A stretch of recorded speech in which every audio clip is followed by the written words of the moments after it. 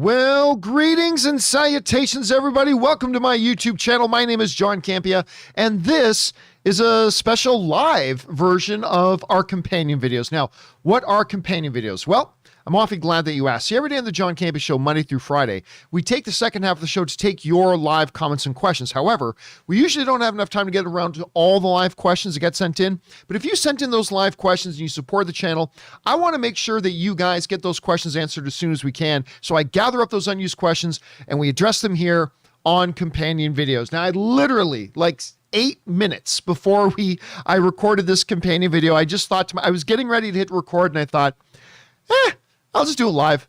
And so I gave no notice and I just popped it up and we went live. And there's already a bunch of you guys in there. Kazan is saying hi from India. Hello from India. Hello everybody in the chat. Mr. Ang and Miles and all the other guys in there. And Daniel Luna just sent in a super chat badge in the live chat just to be supportive. Thank you very much, Daniel. Anyway, we got some questions to get caught up on here, but I want to tell you guys about this first. I mentioned this in the John Campea Show a little bit earlier today. You guys know that Ann and I just went to, if you follow the YouTube channel, you know we just went to see John Williams in concert, which was amazing. But this weekend, on Sunday, Ann and I are going to go to the Hollywood Bowl again to see a special presentation of Black Panther in concert. So what they're doing is they're playing the movie on the giant screens with the Los Angeles Philharmonic and a bunch of special guest musicians actually playing the music to the movie as the movie plays. We've done this before for some other movies. We've seen Star Wars in concert, and we just saw Princess Bride in concert a little while ago, and it's awesome. But listen to this. Black Panther was an international cultural phenomenon, and the Marvel movie's Oscar-winning score by Swedish composer Ludwig Göransson, who also composed the score for Mandalorian, was equally thrilling in its unique blend of African influences, traditional orchestra, and modern production techniques. On Friday, Saturday, and Sunday, Ann and I are going on Sunday, that music will be performed live to picture by the Los Angeles Philharmonic, Senegalese singer Baba Mal, and an ensemble of African drummers at the Hollywood Bowl. The experience will be an emotional roller coaster, Göransson concedes, especially considering last year's death of star Chadwick Boseman, who is on screen much of the time as T'Challa, the Wakandan monarch who doubles as the superhero, Black Panther. I cannot wait to go to this thing. I think this is going to be powerful. I love the music. You know, somebody asked me the other day whether I preferred the music in Black Panther or Shang-Chi, and I said, well, listen, I think the score in Black Panther is actually the best score in all of the Marvel MCU. I literally, and I don't think anything even comes close. I think it is easily heads and shoulders the best score in any MCU movie. So yeah, I'm very excited and getting ready to see that. Okay. With all that said, let's actually get over to the reason why we're here, which is to take some topics that you guys are talking about. Oh yeah. And Savril Josh says Ludwig also did the score for Creed and Tenet. Absolutely, he did. So well pointed out. Okay, let's get over to it now, shall we? And we're going to start getting caught up here with Eugenia is the wrong one. Is that the right? No. Sam Fisher is where we're starting with. And Sam Fisher writes, I was watching a reactioner show, his girlfriend / fiance, the MCU from Iron Man 1, and I realized it's legitimately been years since I've seen any of the MCU projects, except recent ones like Shang-Chi, Black Widow, Loki, Falcon Winter Soldier, and WandaVision. I'm not a guy who rewatches movies binge time. Yeah, I mean, every once in a while, that is one of the cool things about the fact that the MCU has 20 plus, now 25 movies in their stable, is the fact that they've been around for so long now, you can actually go back and binge movies that you literally haven't seen in 8, 9, or 10 years. So that's a pretty cool thing about it too. Oh, and by the way, by Odin's Beard sends in a $50 super chat badge in the live chat. Dude, thank you so much. It's incredibly generous of you. Thank you for supporting us on that level. And now I should point something else out too. Shouldback YouTube is saying Shang-Chi dropped 64%. Newsflash. All movies coming out of the weekend on their first regular weekday have a massive drop from the weekend. They all do. That's what the movies do. So I know it sounds sexy to say Shang-Chi dropped 64%. Well, yes, because the weekend's over, you see, and that's what happens to these movies, especially popular ones. What you want to do is you wait and see how does it perform on its second weekend. That's the number you're looking for. Is not the, when a regular weekend is done, how did it do on Monday? Well, obviously it's going to drop like a stone on Monday because everybody's back to work or back to school or all that kind of stuff, and the weekend's done. You wait to see what the numbers are for the second weekend. Now, a good second weekend drop is between 50 and 60%. If you get 60% or over, you're a little bit worried. That's concerning. That's not good. If you get over a 60% drop, that's not good. 70% drop, which was Suicide Squad, is, outright tragic. But if you can hit 56, 54, 52% drop, that's considered a good second weekend. I think Shang-Chi is going to come in around that 50% mark. I think Shang-Chi is going to come in around that. This movie's going to have legs. Anyway, and by the way, Jordan Wright sends in a $20 super chat badge. Dude, thank you so much for that, man. I really appreciate that very much. Thanks for sending that in, dude. All right. Next up, we go to, where are we at now? That was Sam Fisher. We're now at Eugenia, who writes in. A study last year mentioned by the New York Times said that teenagers do much more social media and games and don't really watch movies anymore. That's not exactly what I was saying, and they do still watch movies, but we'll get to that in a second. Do you think that the industry is heading towards zeitgeist irrelevance by 2040? No. And could streaming peak by 2030? No. Here's the thing. And just so you guys know, like Joe K in the live chat, I'm seeing you there. That video was actually already debunked. It was actually already officially debunked. Anyway, side note there. Anyway, what the study basically showed was that teenagers today spend a larger percentage of their time on social media and video games than before. It's not that teenagers have stopped watching movies. It's that there's other things that take up big chunks of their time now, like larger chunks of their time. And that's totally true. However, here's the thing. The whole notion, the prognostication of the death of the cinemas has been prophesied at least a half a dozen times over the past 60 or 70 years. Like when TV came out, when televisions were first introduced, they said, well, that's it. That's it. Movies are done. Movie theaters are over. If people can just watch entertainment in their houses, movie theaters are over. Guess what? They were still around. When the VHS got introduced, that they said, that was the thing. Movies are done. Movie theaters are over. Now that people can watch those movies at home, movie theaters are over. And they swore by it. They were totally 100% sure movies were done. Guess what? They just got bigger. Then when they moved to digital and you had like physical discs and digital stuff with Blu-ray, or first with DVDs and then Blu-rays, they're like, okay, now that's it. Movie theaters are done. But it wasn't. Even when like Netflix started doing their mail order service, people were like, movies are done. And then when streaming services, here's the thing you got to remember. Before the pandemic hit, the box office had a record-setting year. I believe it was the third highest box office year in history and set a record for the most billion-dollar films in one year. Correct me if I'm wrong in the live chat, guys, but I believe like 2019 had like 9, 10, or 11 billion-dollar films. And then the pandemic hit. So there it is. But everybody forgets that the movie theater industry was extremely strong before the pandemic hit. And now today, everything's doing again. Well, the pandemic hit. Now people are used to watching the movies at home. Yeah, well, let's talk in a year. I think you're going to see people will get back into the habit of, they're already starting to get back in the habit of going to the movies again. I think October is going to be a very telling month with a lot of big movies coming out. And yeah, anyway, we'll go from there. All right, next up, we've got Lord Genome writes, one of three. Recently, you once again explained why you don't give scores. Correct. I saw a funny example of this with Dune. A popular content creator retweeted 2 reviews from GameSpot and IGN. The IGN review gives it a terrible 7 out of 10 and cites the Part 1 structure as a key issue. Sure enough, the replies are full of copium talking about how IGN has no credibility and ignoring the fact that we may never see Dune Part 2. Great example of how people can get wildly bent out of shape over a number.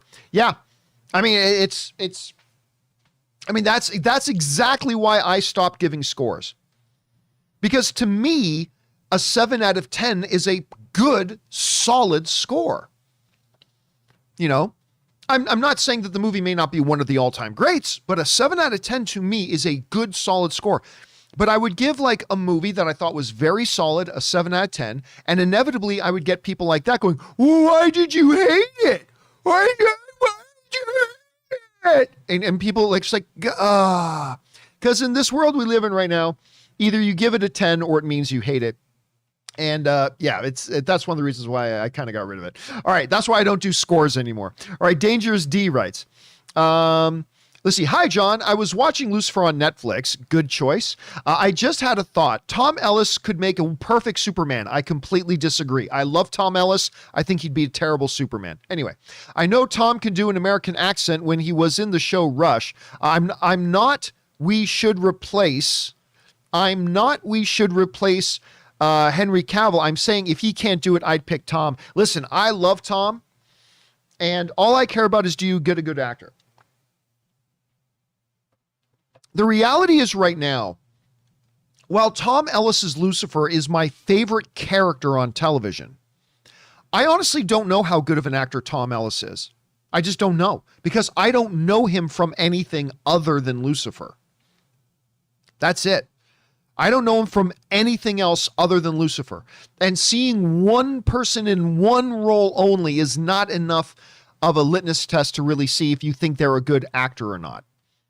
And so I just don't know. But from just what I see, he wouldn't even be in my top 20 or 30 to play Superman next. I think there's a lot of other people who fit the role a little bit better. But again, normally I just say all I care about is it a good actor, but I just don't know how good of an actor Mark Ellis is.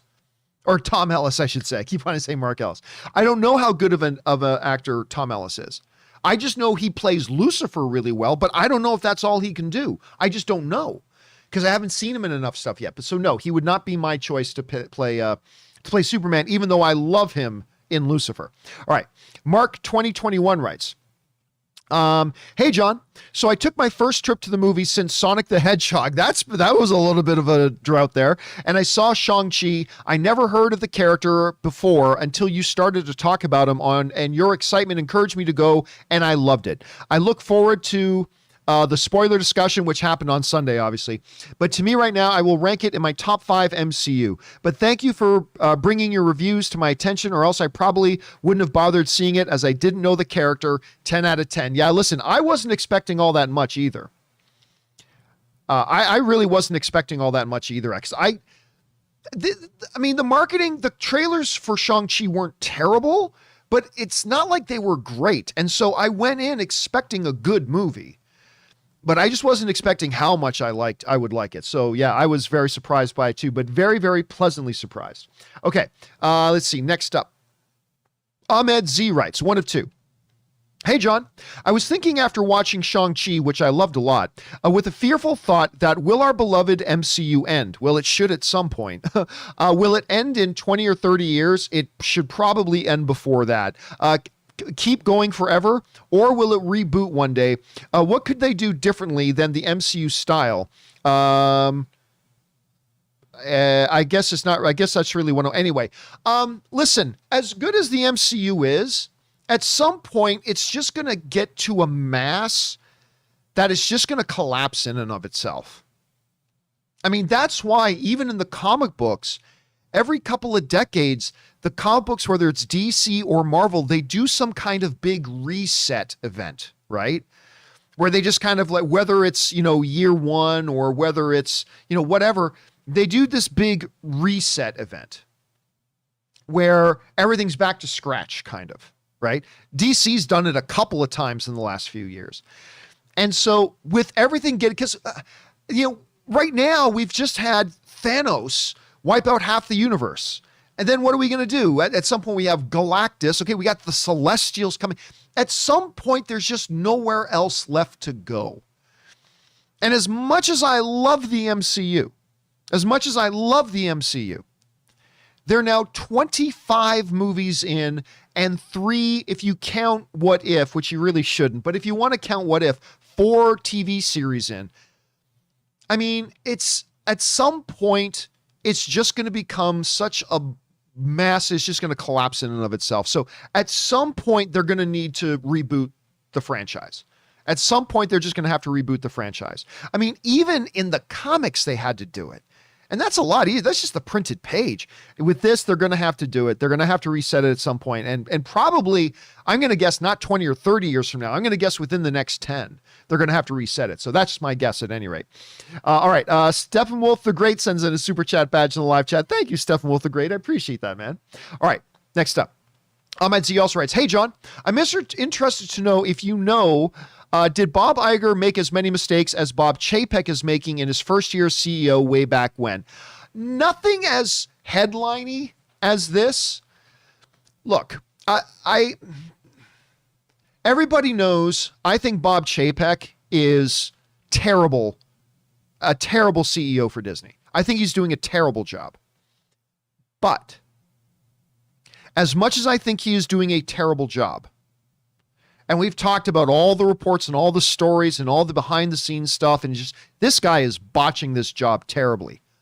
But the fact of the matter is he did take over the job under the most terrible circumstances. The parks were shut down, movie theaters were shut down, everything was in chaos. That's not an ideal situation to take over. So you got to give him some credit. On top of that, it is still roughly just his first year, right? It is still roughly his first year. There's going to be mistakes. There's going to be learning curves. So while I would give, honestly, I'm not trying to be hyperbole like 10 out of 10 or 0 out of 0, but honestly, if I were giving Bob Iger a report card right now, I would give him an F. But let's see how he does in the next semester. And let's keep our fingers crossed that he can turn it around, because God knows he can't do much worse than he did in his first year. So let's see where that goes. All right. Casey McNatt writes, where are we at here? Casey McNatt writes, 1 of 3. Hey, John, how are you today? I'm doing great today. Thank you. Hope you're doing well. I was just looking at the schedule for October, and boy, is that month packed. Not only does it still have the big 4 right now in Bond, Dune, Halloween Kills, and Venom, now coming out on October 1st. Ann and I bought our tickets today. But also, we will have Many Saints of Newark, which I cannot, by the way, second trailer for that drop looks great. The Last Duel, which looks insanely good. The French Dispatch, The Last Night in Soho, Ron's Gone Wrong, and also has a horror movie I completely forgot about, Antlers. So that's going to be a very busy couple of weeks. It's probably the most movie heavy month since the pandemic. It absolutely is. So based on the success of Shang-Chi's box office, do you think anything is going to move, or do you think everything is going to stay put? Here's the thing. It's a little too late to move things. If they were going to move like Bond, they needed to do it a couple of weeks ago. They're locked into Bond now. They put out their final trailers with the final release date. October, it's a little too late at this point. So barring some kind of unforeseen tripling in the spike of the variant of the pandemic or something like that, I think it's all going to stay the same. I think October is going to be a very, very telling month about where we are in the process of getting people back into the theaters. Because here's the thing, while some movies have come out, there hasn't been a regular flow of movies for people to get back in the habit of coming back to the movies yet. There just hasn't been. Like Kong versus Godzilla came out, but then weeks and weeks and weeks and weeks and weeks pass, and then another significant movie comes out, and then weeks and weeks and weeks and weeks and weeks and weeks pass. See, we're used to like 3 or 4 brand new releases every single week. That's the way it was pre-pandemic. Some weeks maybe just 2, but usually it's 2, 3, or 4 wide releases coming out every single week. And we have not been able to get back to that yet. And October is going to be kind of our first real step of easing back into that sort of a schedule. So we'll see how it goes, man. Well, it's going to be very, very interesting to see how these movies do. It's going to be very interesting. And man, I'm really excited for the Many Saints of Newark. I'm so excited for that Sopranos thing, man. All right. Let's see here. Factual Opinion writes, I like the movie. I'm going to assume we're talking about Shang-Chi. Definitely on my top 10 MCU. But I have to say, while I love the fantasy aspect in Aquaman, it did not work for me in Shang-Chi. I wish it was more grounded. I'm saying this as someone who doesn't read the comics, so please don't crucify me. Listen, different things hit us in different ways, Factual Opinion. You make no apologies for that. You know, for you, that's the way it was. For me personally, I love the fantasy aspects of it. I mean, it's what makes the difference between just a regular martial arts film and an MCU film, but also is a type of fantasy level that we haven't really seen in the MCU before. So yeah, I get it. Listen, I love the grounded, like the bus fight and all that kind of stuff, but I adored the fantasy stuff. But hey, you know what? That stuff didn't work as well for you. That's perfectly fine, dude. Nothing wrong with that. All right. Let's see here. Raymond Verrata writes, where are we at? There he is. Wishful fans have been saying that Charlie Cox is the hairy four-armed lawyer in the Spider-Man No Way Home teaser. We talked about this on the John Campea Show earlier today. Charlie has denied this, and now fans who saw Shang-Chi in IMAX have seen more of the picture in their screenings. It isn't Charlie. Yeah, we were talking about that. So in the No Way Home trailer, there's this scene where you see Peter sitting at a table and there's an arm of a guy, right? And people are like, that's Charlie Cox.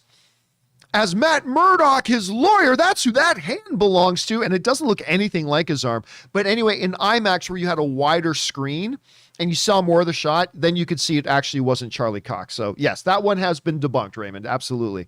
All right, next up. Jonathan writes, don't you find it annoying when you come across a news site or video that's like, this movie has a 97 on Rotten Tomatoes, but here's all the things wrong with it. As if they're purposely telling you this movie sucks despite what everyone says. It's annoying in my opinion. I'm going to tell you what, Jonathan, I disagree. I actually disagree. Listen, if you like a movie, it should still be perfectly, like, here's a good example. I really love Godzilla vs. Kong. I had a great time at that movie. I had a load of fun with that movie. But I thought, you know what would be interesting? Let's now talk about the things that, as a movie that I really loved and had a really good time watching, let's talk about the things that didn't work with it. Because if we're going to be movie fans, we should be able to talk about the pros and the cons. And if you're secure in your own opinion, you shouldn't have any problems discussing the negatives in a movie you really liked. Like, I'll sit here and talk about some of the negatives in the original Star Wars trilogy all day. Hell, I just finished watching yesterday I finished watching, what's it called again? The pitch meeting. You know, those pitch meeting videos? The pitch meeting of Shang-Chi. I thought it was hilarious, and it's making fun of some of the quirks of the movie and stuff like that. I think that's fun. I think that's great. I honestly see no problem at all saying, hey, something's really great. It's like a sports analyst, right? Like, okay, they're playing the Tampa Bay Buccaneers, defending Super Bowl champions. This team is top-notch, top to bottom. Okay, so where are their weaknesses? Let's talk about where maybe that incredible team could improve. In the same way, I don't see anything wrong with taking a movie that's great and saying, okay, we all talk about how great it is, but let's take a second and talk about, as great as the movie is, let's talk about the parts that maybe aren't so great. And we as film fans should not feel threatened by that. Oh, you can't say anything bad about a movie I like. We shouldn't be threatened by that. It's perfectly fine. And then you can agree or disagree. But personally, no, I don't find that annoying. I find it to be a perfect, legitimate form of conversation. But that's just me, Jonathan. All right. I mean, it all depends too on the agenda of the person doing it. But ultimately, in principle, I don't think there's any problem talking about sitting down as movie fans and saying, hey, let's take this movie we all love and let's talk about some of the things that maybe didn't work with it. I think that's perfectly fine. By the way, our friend Jesse Keller sends in a super chat badge and live that chat. Thank you, Jesse. Appreciate that. All right. Henry B writes, 1 of 4. Hey, John. Greetings from Toronto, my old stomping grounds. Thank you for writing in, Henry. Hope you, Ann, and the rest of your team are well. We are, thank you. I saw Shang-Chi last night with my family, and we loved it. The story was great, but the one thing that really caught my attention was a similarity between Wenwu and William Money, from Unforgiven, the Clint Eastwood character. Number one, they both had a ruthless past. Number two, they both married women who made them a better person and steered them away from their past lives. Three, both had two kids, an elder son and a younger daughter. That's true. Four, after the death of their partner, they had events that reverted them back to their former selves. The narrative of these types of men having their lives changed by women reminds me of a line in the last season of Spartacus, War of the Damned.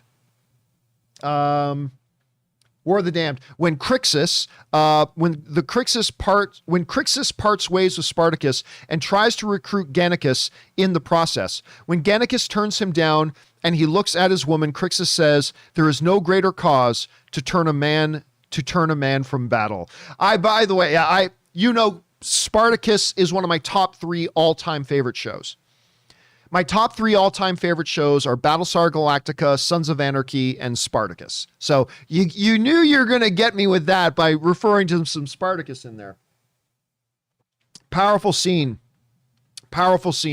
And Leslie Ann Brandt, who plays Mazikeen Maze in Lucifer, was Crixus's love interest in that show. Anyway, excellent point. Good comparison too, as well, with Unforgiven, my all-time favorite Western. So you checked off all the boxes for me there, Henry. Well done.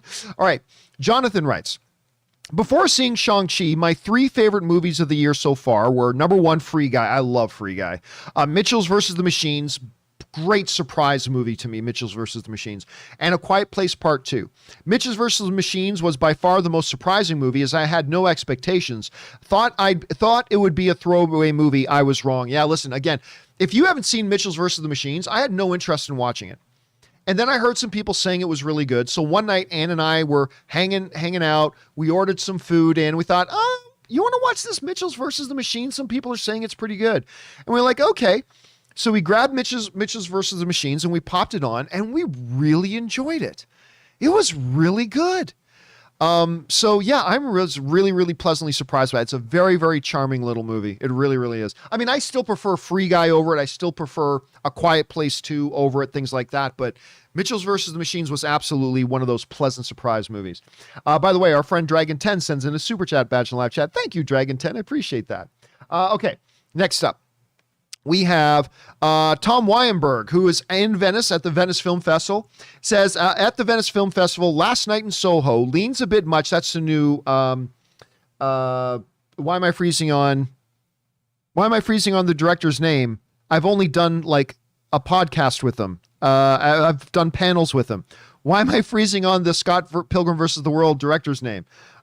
Simon Pegg, Nick Frost, and Edgar Wright. That's it. I knew if I said Simon's and if I said Simon and Nick's name, I knew it would come back to me. Edgar Wright. And a bunch of you guys are saying Edgar Wright. John F. Maxie S. Sam Wright. Richard, I was saying Edgar Wright.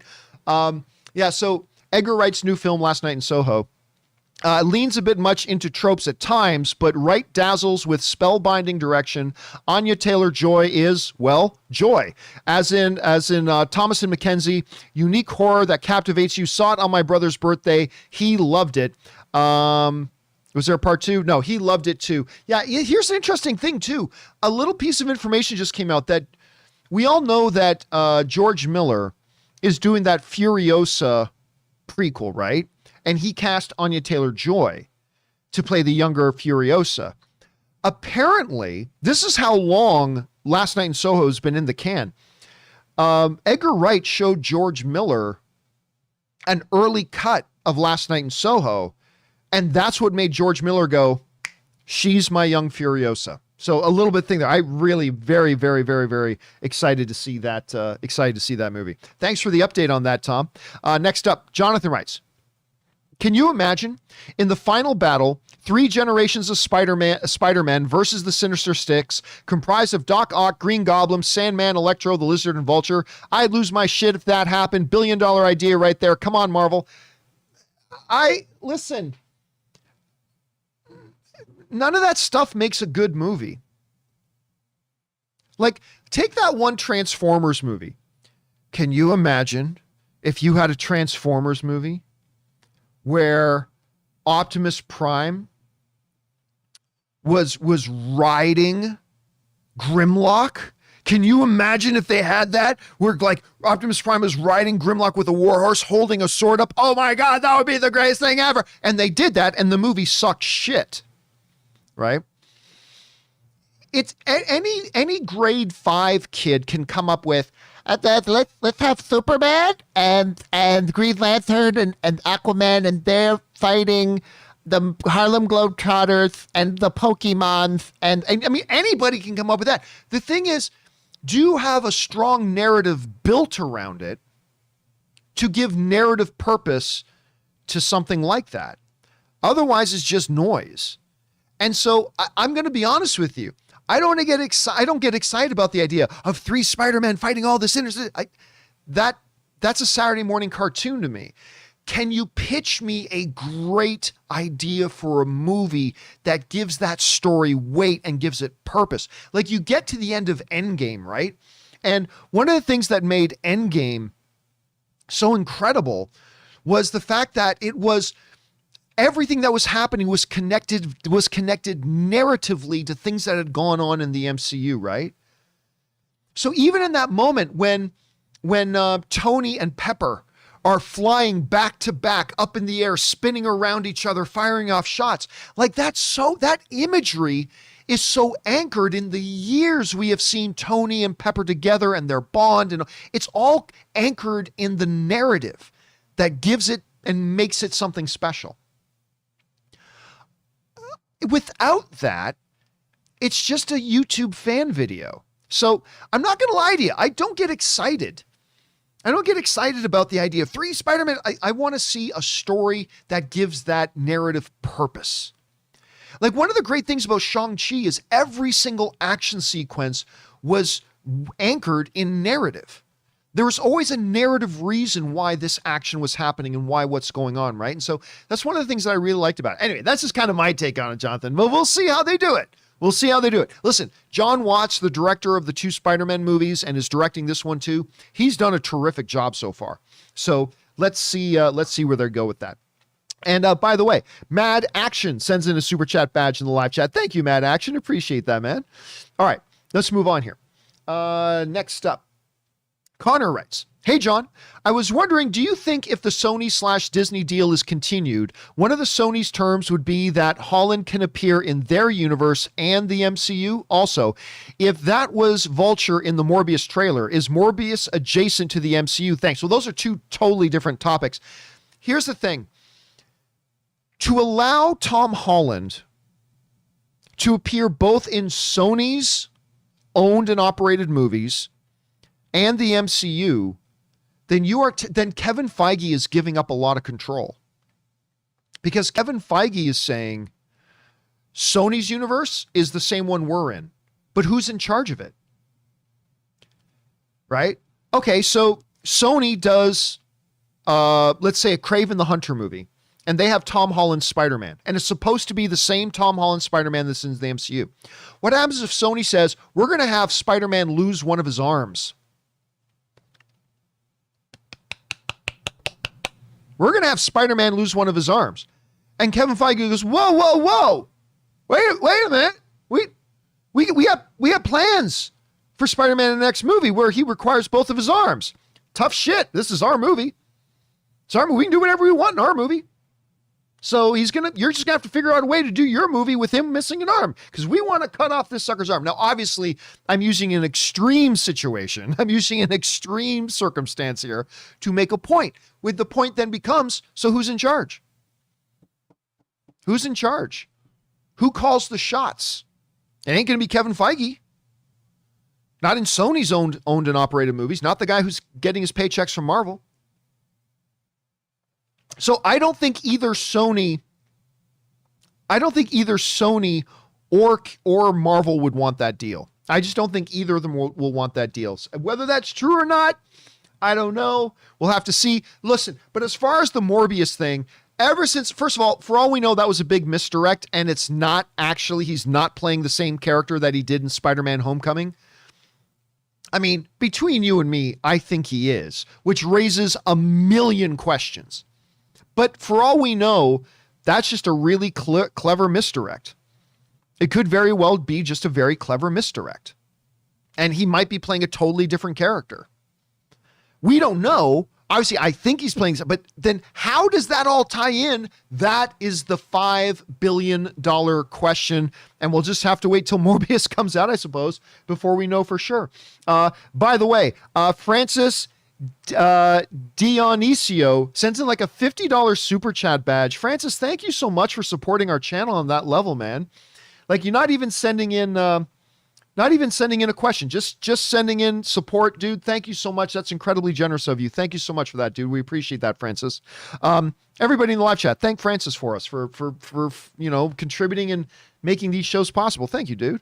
All right, let's move on here. Orange Grove writes, have you noticed all the public issues against Disney have come from the Marvel side? ScarJo, Russo brothers negotiating stalling, Simu's harsh comments to Chapek about the experiment. Maybe nothing, but a lot of coincidences. No, thank you, John. Well, here's the thing, Orange Grove. This is the thing. That's because the MCU is what most people care about. The MCU, so that's what most people will focus their attention on. And when there's something going wrong with it, that's where our attention is going to be. When like things go wrong, like for instance, a lot of Pixar staff were not happy. Like, were frankly insulted, was the words that were coming out of Pixar. A lot of Pixar's leadership and staff were insulted when Disney decided to drop Soul and Luca exclusively on Disney Plus. They were like, wait a minute, we were told we were making a movie that was going to be in the theaters and blah, blah, blah. And the word came out that they were literally insulted. That didn't make as many of the headlines because it's not something we focus more on, or that most of the fans and audience focus more on. We are very concerned about the biggest money-making machine in the movie industry, which is the MCU. So when something does this, Family Guy 204 in the live chat is asking, John, is this live? Yes, this is live. It's going to get more attention when it happens in the MCU. But yeah, it's something to recognize, man. It is. All right, next up. Nerdrotic, as in erotic? Neurotic Sucks writes, John, Neurotic did a review. I don't know who Neurotic is. Did a review of Shang-Chi. He hated it and used a clip of your opinion to imply that you are not respected in your field, that you praise garbage like Shang-Chi with no integrity because you get screenings and goodie bags. Okay. Look, okay. So first of all, you all know what I'm going to say right now. You all know what I'm going to say right now. My YouTube channel is not for talking about other YouTube channels. All right. My YouTube channel is not for talking about other YouTube channels. YouTube channels talking about other YouTube channels, I will leave that to lesser men to do. They want to do that. If lesser men want to do that, feel free. My channel is not to talk about other YouTube channels. My YouTube channel is to talk about the things we love. To talk about movies, movie news, TV and streaming, and things that we love. And the odd thing that pisses us off, like the way Bob Chapek is running Disney right now. But that my channel is here to talk about things we love. So I don't even know who this person is. So I'm not going to say anything about them because that's not what my channel is here to do or here for. I will say this, I'll say a couple things that you've heard me say before. Number one, you praise garbage like Shang-Chi with no integrity because you get screenings and goodie bags. Look, reality check. The last premiere I got to go to before the pandemic shut everything down was Star Wars: The Rise of Skywalker. And I got a big goodie bag and I got to go to the premiere and I was literally got out of my limousine right behind Kathleen Kennedy's limousine. Like, we were in the limousine line, Kathleen Kennedy got out of the car in front of us, then we got out and all that kind of stuff. And what did I say, for those of you who remember, what did I say when I came out of the premiere before I went into the after party? I made my quick reaction video and I said, this movie sucks. It's going to work for some people. Great. but this ain't it. This movie sucks. You know, when I went to another Disney premiere, Wrinkle in Time, you know, me, John Schnepp were there. You had all the stars there. And when we came out of that movie and we got the goodie bags, when we came out of that movie, walking to the after party, was like, this movie sucks. This movie sucks. But here's the other thing you got to understand. Every single badly reviewed movie had screenings and goodie bags given out to all those critics who gave the movie bad reviews. I mean, so it is what it is. Look, the last thing I'll say is this. Oh, yeah. And then Pablo's also saying, didn't you go to the premiere of Doolittle? Yeah. And what did I say? And I took Aaron Cummings with me to that. And what did we say about Doolittle when we came out of that? Oh, dude, I got the goodie bags. I got all that, but it doesn't matter. None of that stuff is worth shit. You still got to give your honest opinion about things. But here's the thing, though. One of the reasons that I have a principle of I don't discuss other YouTube channels is because all of us in this YouTube channel space, we are, myself included, maybe more so, we are all fucking irrelevant nobodies. Some people in this space may think they're somebody, but reality check, all of us in this space are irrelevant nobodies.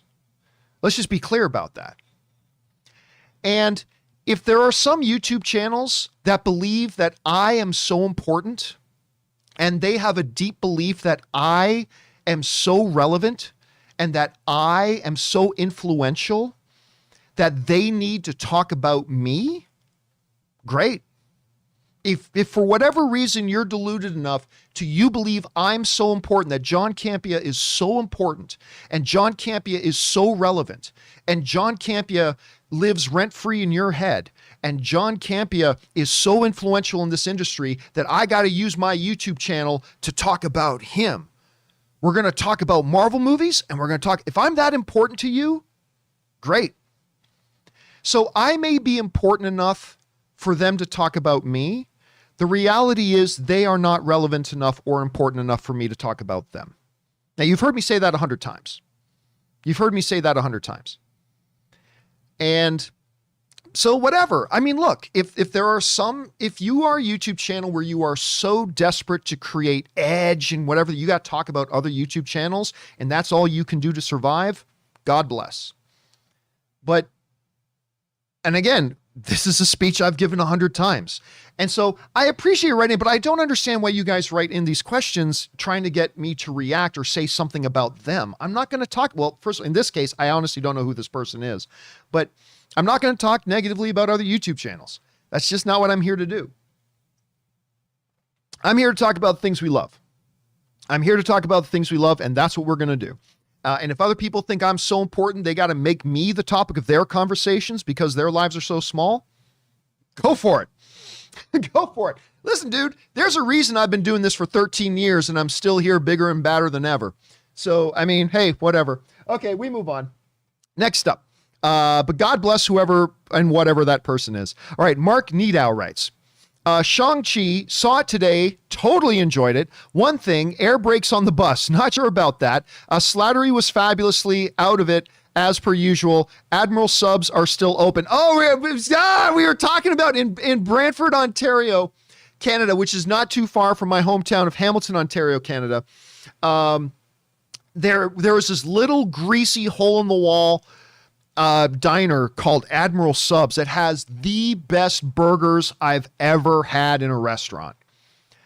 My mom makes better burgers, but the best burgers I've ever had in the restaurant was this greasy little, wouldn't use their bathroom, hole in the wall place called Admiral Subs. And it makes my heart happy to know that it's still there. It makes my heart happy to know it's still there.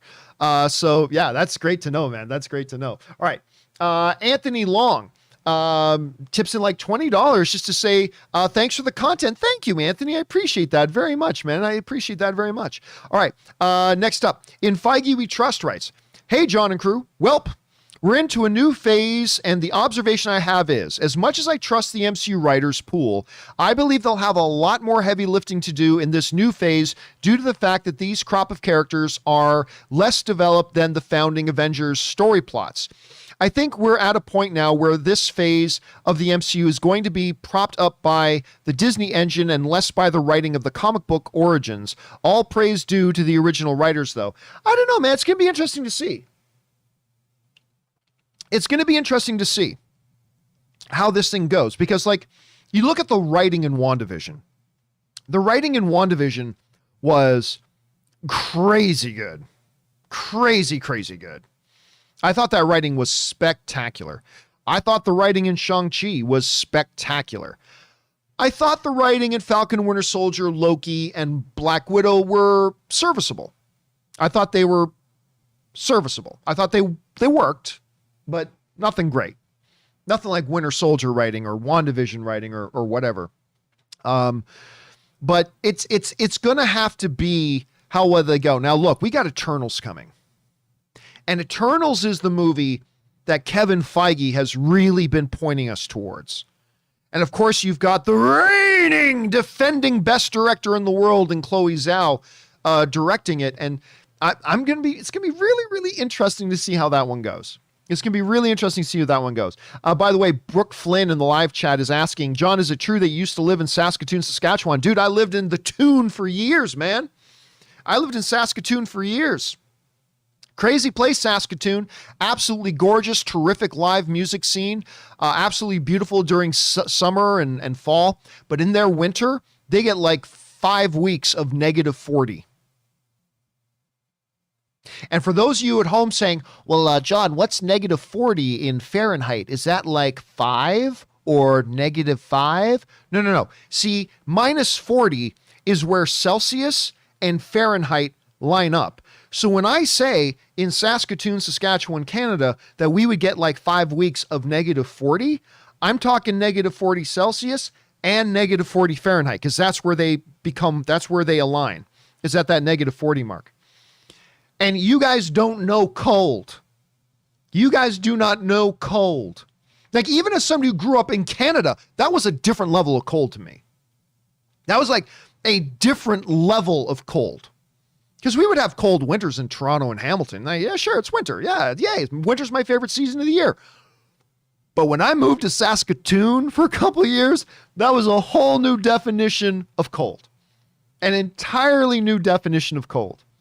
And Richard is saying Winnipeg's colder. Dude, when I would take the train sometimes because I was the Canadian railway, the train from Saskatoon to Toronto is a gorgeous trip. Gorgeous. So I would take that trip a couple of times, but it would always do a stopover, like a half-day stopover at the Forks in Winnipeg. Woo! That is another new level of cold in the wintertime. In the wintertime, like, I would get out at the Forks in Winnipeg and be like, oh my God. This is like comic book movie kind of stuff, kind of cold, you know? So in Saskatoon, I'm not lying. This is absolutely what I'm telling you literally would happen. Okay? Literally would happen every day in the dead of winter. You would step outside and you take that first breath through your nose and you instantly feel the crystallization of all the hair in your nose freezing and becoming solid. That is a weird feeling. And then you would breathe. So all the mist, the fog would come out as you breathe. But the moisture in that fog would instantly attach to your eyelashes and your eyebrows. And if you're out, and I'm not kidding, anybody who lives in Saskatoon or Winnipeg can tell you this is absolutely the truth, what I'm telling you. After you're outside for like 2 or 3 minutes, your eyebrows are caked in ice. Your eyebrows and your eyelashes are like little icicles. I'm not kidding. I'm not exaggerating at all. It would be crazy. It was crazy, crazy cold. Anyway, sorry, I got sidetracked there about talking about Saskatoon. But yes, I lived in Saskatoon for a while. I lived right off of Circle Drive in Saskatoon. All right, next up. Let's see. That was in Feige We Trust. Blake Black Cherry Zevia gang. Sponsor me, Zevia, you selfish, stubborn, insufferable sons of bitches. Sponsor this show. Anyway, I know saying that isn't winning me any friends over there, but whatever. Let's see. Hey, John and friends. I watched the animated Witcher movie over the weekend and had fun. You know, I didn't even know that came out this weekend. I had no idea. I'll have to go back and watch it. And had fun with it. A few scenes felt like they could have used more room to breathe, and some just happened with no setup. Have you seen it? What are your thoughts? No, but thank you for putting that on my radar. But is this the one that's on Netflix? Is this like the new one, or is this some old Witcher thing that I never knew existed? Is this the new one that we're talking about? Did it actually drop on Netflix this weekend, guys? Is that what Black Cherry Zevia is talking about? I'm waiting to see if any of you guys answer in the live chat. Spying Meter saying, yeah, okay. And Maxi Yes is saying yes. Eric Wells saying yes. Okay, I didn't even know that came out. I knew it was coming, but I had no idea it was coming out. Thank you, Black Cherry Zevia, for putting that on my radar, man. Now I know I'm going to watch a little bit later tonight. Me and Ann, and now we got a little bit of date night tonight. We're going to go grab something to eat. We're going to go play a little mini golf. It's been a while since we played mini golf. I love playing mini golf with Ann. I don't know why. Ann is also psychotically competitive.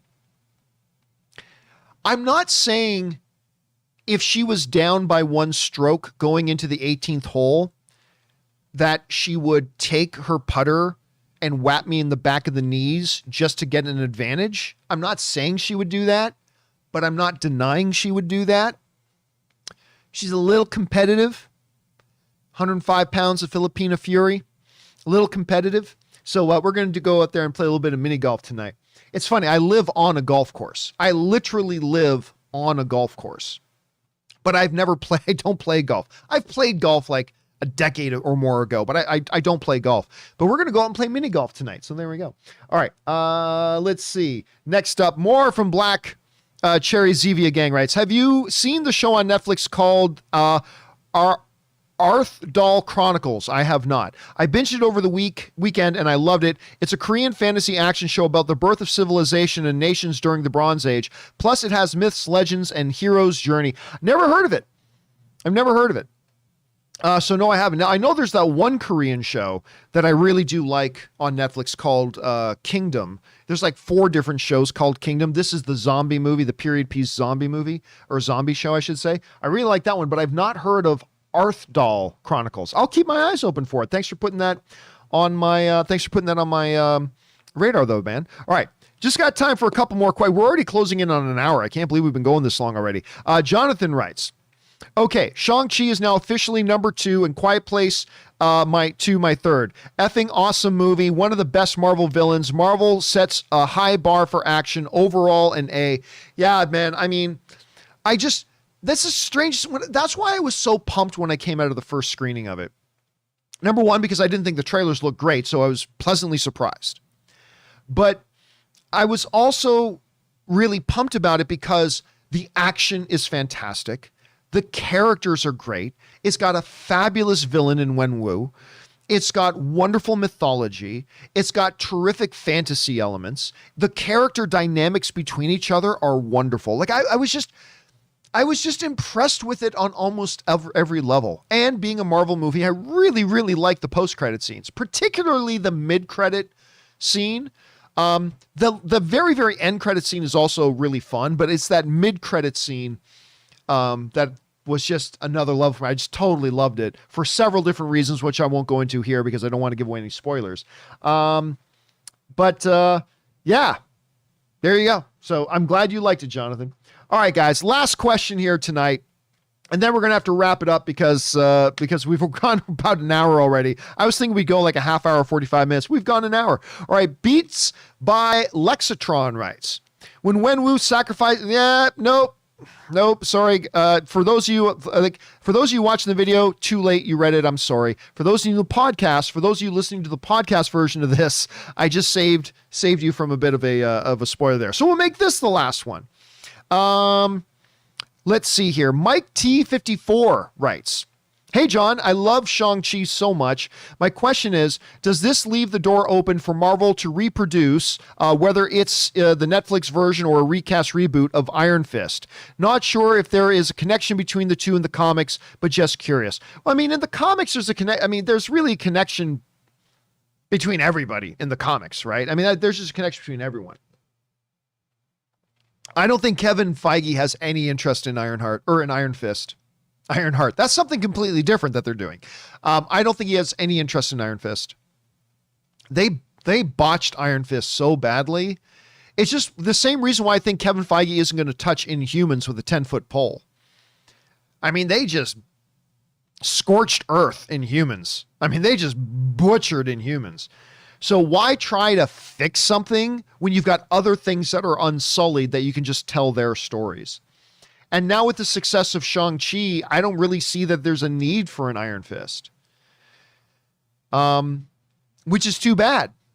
Because there's some really cool storytelling that could be done. But I think Kevin Feige's like, why would I bother dealing with all that baggage when I can just do new characters that we haven't brought to the screen yet? And I've got all this other huge library of characters already on screen and then we've yet to bring to screen that we can do things with. So yeah, now he's got the X-Men coming too. That's like 100 characters. So he's got a lot there that he's got to focus on. So yeah, there's that. Anyway, guys, that brings us to about an hour. That'll do it for this special last second live stream of a companion video. Guys, thank you all of you guys in the live chat for being here tonight and hanging out and having these conversations and putting in some information when I was frozen on some stuff. And yeah, I just thank you so much. I have a lot of fun doing these live. I should do them live more often. We've done these live like 3 or 4 times and it's always fun. I should just do them live. Probably. I don't know why I don't. Well, it's a little easier to record because I can record for 15, 20 minutes, hit pause, go grab a drink, stretch my legs, come back, record for another 10, 15, 20 minutes, hit pause, go whatever. It's a lot easier. Then I can edit out anything that I think, oh, I said that and that was pretty dumb. I can edit that out. That's, by the way, that's why somebody wrote into me a while ago and they asked, why don't like more channels do live streaming? And I'll tell you why more channels don't do live streaming, because they're smart.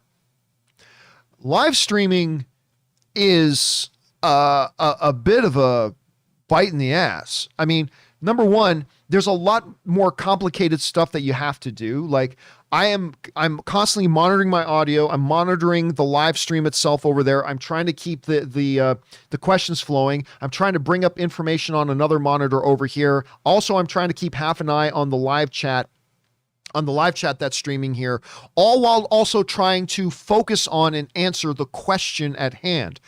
Doing live, it's a roll of the dice. Then any technical problem that goes wrong, that's live. Can't fix it. Plus, if you say something stupid, like all these guys, and again, I'm not blaming them. They're smart. All these guys who do all their videos pre-recorded, but yeah, you say something stupid or you realize you said something dumb or whatever, they just go back and edit it out. When I say something stupid or dumb, not that it ever happens, but when I say something stupid or dumb, it's live. I can't take it back. Like the time I got caught doing the show in my gitch. Can't take that shit back. If it was pre-recorded, I said, oh my God, I stood up there for a second. You could see I'm doing the show in my gitch. I could edit that out, but I wasn't. I was doing it live. And doing it live, there's no fixing it. When you do it live, if people ask questions that you don't know the answer for, you got to just straight up say, I don't know the answer to that. I've not heard of that. I don't know that.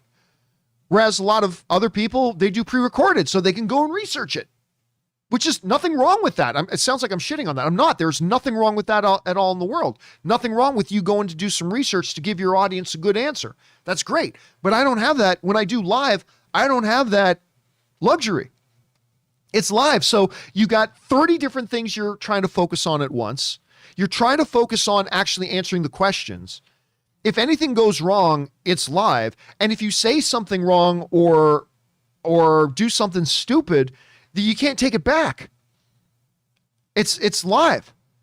And we all know that everybody, including me, is just one brain fart away from some ill-timed joke that comes across as homophobic, God forbid, from getting completely canceled and losing everything. And you're doing that live, you got no protection for yourself, my friend. No protection at all. No lube, no nothing, no protection. So it's this thing. So yeah, it's that's probably why I don't do the companion videos more, because I put a lot of research and study and time into every episode of the John Campea Show. Like you guys have seen, I've walked you guys through my daily routine, right? Like we put in from 10 to 11 to 12 to 13 to 14 hours a day getting a John Campea Show delivered. And we put a lot into that. But these companion videos, it's just a little more winging it. It's just a little more winging it. A lot more can go wrong. So anyway, yeah. Anyway, guys, that'll do it for this here open companion live companion video. Thank you guys for being here. Don't forget, guys, the John Campea Show tomorrow. Finally, we're going to get to talk about the Matrix trailer. I saw it a couple of weeks ago. I've been dying to talk about it with you guys. Now you guys are going to see it in the morning, so that's probably going to be our main story on the John Campea Show tomorrow. Hopefully you guys will come by and join us for that.